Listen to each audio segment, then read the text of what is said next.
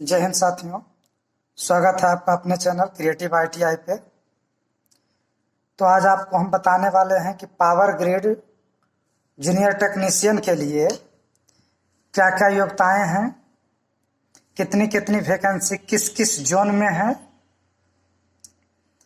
OBC के लिए कहाँ ज़्यादा सीट है, जनरल के लिए कहाँ ज़्यादा सीट है, कौन सा जोन भरना उचित होगा, कौन सा जोन का कट ऑफ कम जाएगा, कौन सा जोन आपके लिए बहुत अच्छा होगा अप्लाई करने के लिए। तो यही सबको देखते हुए चलिए अभी आपको हम वैकेंसी का डिटेल बताते हैं, किस जोन में कितनी सीटें हैं। अभी हम आइए देखते हैं पावर ग्रिड के जूनियर टेक्नीशियन ट्रेनी के नोटिफिकेशन पे। तो देखिए अभी हम बताते हैं कि कहाँ कहाँ कितनी कितनी वैकेंसी है, एग्जाम सेंटर कहाँ कहाँ देगा, आपका एग्जाम कहाँ देने के लिए जाना पड़ेगा। तो पहले आप ये देख लीजिए, ये जो वैकेंसी निकल के आई है वो किसके लिए है, जूनियर टेक्नीशियन ट्रेनी के लिए।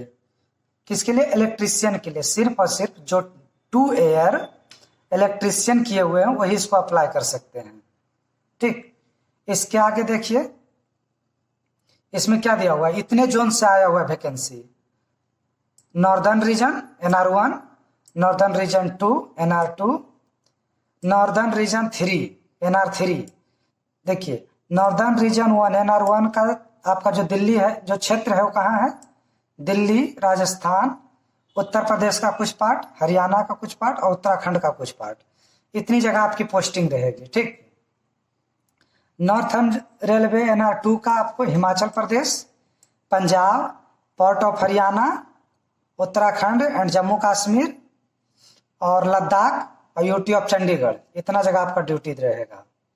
नॉर्दर्न रीजन 3 का NR3 में आपका रहेगा part of Uttarakhand, part of Uttar Pradesh और मध्य प्रदेश, यानी कि उत्तराखंड, उत्तर प्रदेश और मध्य प्रदेश, ये 3 जगह आपका ड्यूटी रहेगा।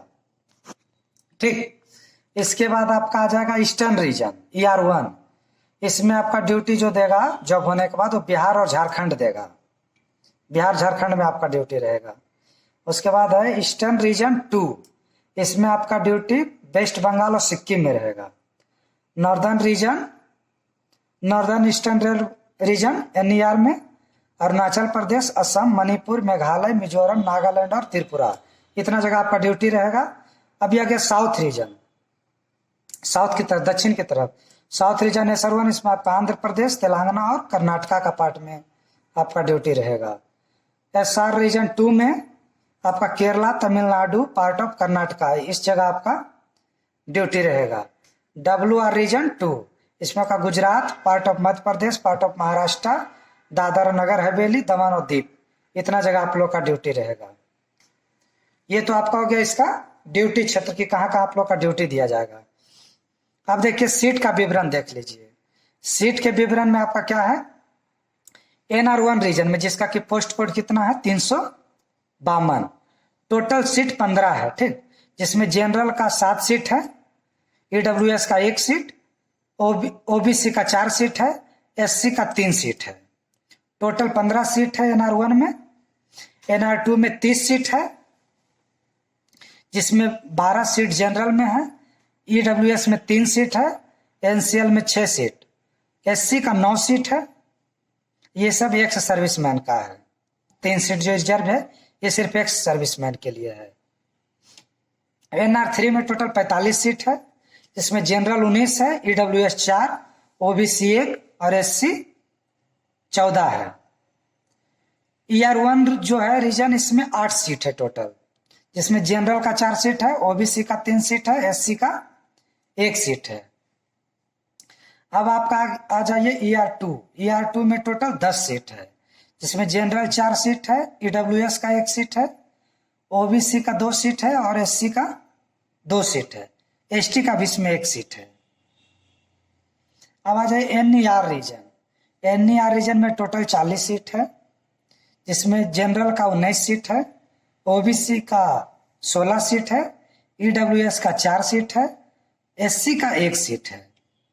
अब आ जाइए SR1 रीजन में, इसमें 20 सीट है, जिसमें जनरल का 9 सीट, EWS का 2 सीट, OBC का 5 सीट और SC का 3 सीट है, और 1 सीट जो है वो ST के लिए है। अब SR2 रीजन में आ जाइए, इसमें टोटल 30 सीट है, जिसमें आपका 12 सीट जनरल के लिए है, 3 सीट EWS के लिए है, 9 सीट OBC के लिए है, 5 सीट SC के लिए और 1 सीट ST के लिए है। अभी WR2 में आ जाइए, WR2 रीजन, इसमें आपका 5 सीट है जनरल के लिए, 3 सीट है EWS के लिए, OBC के लिए इसमें सीट नहीं है, और 1 सीट आपका SC के लिए और 1 सीट ST के लिए है। टोटल आपका इतना हो गया। अब देख ले, ये लोग का सेंटर क्या है, इस सबको अप्लाई करने के लिए क्या है, क्या पोस्ट रहना चाहिए इसमें। देखिए, जूनियर टेक्नीशियन ट्रेनी है। कितने लेवल का आपका जॉब रहेगा, तो वेज 3 लेवल का रहेगा, वेज 3 ग्रेड का रहेगा। After completion of 1 ear training, 1 ear training अगर आप कर लीजिएगा तो आपका कौन सा पोस्ट मिलेगा, वर्कमैन 3 पोस्ट का। क्वालिफिकेशन चाहिए ITI, इलेक्ट्रीशियन में रहना चाहिए, pass in electrician trade from a recognised technical board of university, कहीं से भी। इसमें एक चीज आपको ध्यान रखना कि higher technical qualification like diploma, BE, BTech, ETC with or without ITI is not allowed either at a time of application or at the time of joining। यानी कि आप जो भी अप्लाई कीजिएगा, सिर्फ और सिर्फ आपके पास ITI ही रहना चाहिए। अगर उससे ऊपर आपके पास डिप्लोमा का डिग्री है तो आप नहीं अप्लाई कर सकते हैं, वरना फॉर्म आपका रिजेक्ट हो जाएगा। अगर आप BTech का डिग्री आपके पास है तो आप अप्लाई नहीं कर सकते, आपका फॉर्म रिजेक्ट हो जाएगा। तो इसलिए ध्यान रखें कि सिर्फ ITI है इलेक्ट्रीशियन टेस्ट से 2 ईयर का, तभी आप अप्लाई कर सकते हैं। इसमें देखिए पे भी अच्छा है। आपका स्केल कितना रह जाएगा, देखिए बेसिक आपका 21,500 से रहेगा, 21,500, 3% पर ईयर इंक्रीमेंट होगा, 74,000 तक है। ठीक, फर्स्ट ईयर आपको स्टाइपेंड 18,500 मिलेगा। ठीक है, अब देखिए कि आपका सेंटर कहाँ कहाँ जाएगा। इसका सेंटर आप देख लीजिए।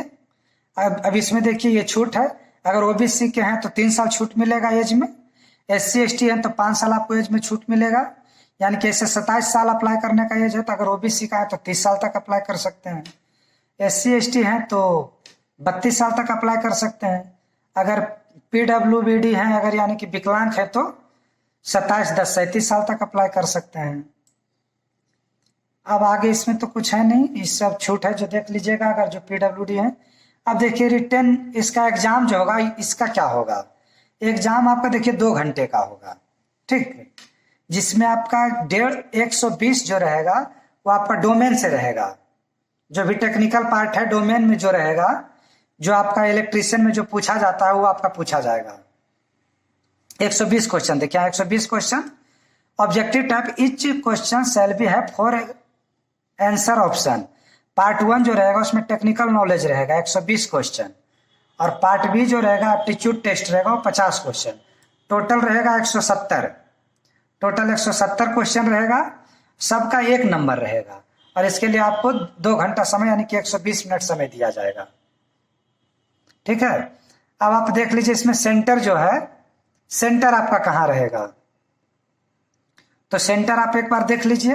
अगर आप NR1 रीजन के लिए अप्लाई करते हैं, NR1 रीजन के लिए अगर आप अप्लाई करते हैं तो आपका सेंटर दिल्ली, जयपुर, देहरादून, इस तीनों में जो आप चूज कीजिएगा वहां आपका सेंटर रहेगा। NR2 है तो आपका जम्मू कश्मीर, श्रीनगर और चंडीगढ़, इन तीनों में जो सेलेक्ट कीजिएगा वहां आपका सेंटर रहेगा। NR3 अगर आप भरते हैं तो इसका लखनऊ, वाराणसी और आगरा, इस तीनों में जो सेलेक्ट कीजिएगा वहां आपका सेंटर जाएगा। ER1 अगर आप अप्लाई करते हैं तो आपका सेंटर पटना या रांची रहेगा। ER2 अगर अप्लाई करते हैं तो आपका सेंटर कोलकाता या सिलीगुड़ी रहेगा। अगर NER आप अप्लाई करते हैं नॉर्थ ईस्टर्न रेल रीजन में तो आपका शिलोंग, गुवाहाटी और डिब्रूगढ़ रहेगा। SR1 रीजन में अगर आप अप्लाई करते हैं तो आपका एग्जामिनेशन का सेंटर हैदराबाद, विजयवाड़ा, विशाखापत्तनम देगा। अगर SR2 आप अप्लाई करते हैं तो आपका सेंटर बेंगलुरु, चेन्नई और कोची रहेगा। अगर आप WR2 रीजन अप्लाई करते हैं, वेस्टर्न रीजन 2 में, तो आपका बड़ोदरा, भोपाल और इंदौर आपका सेंटर जाएगा।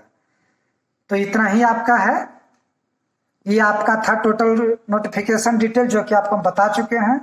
अब अगले वीडियो में आपको मिल जाएगा कुछ ही देर में या कल मिल जाएगा, जिसमें आपको मैं बता दूंगा कि कैसे अप्लाई करना है और कौन सा जोन आपका बेस्ट रहेगा।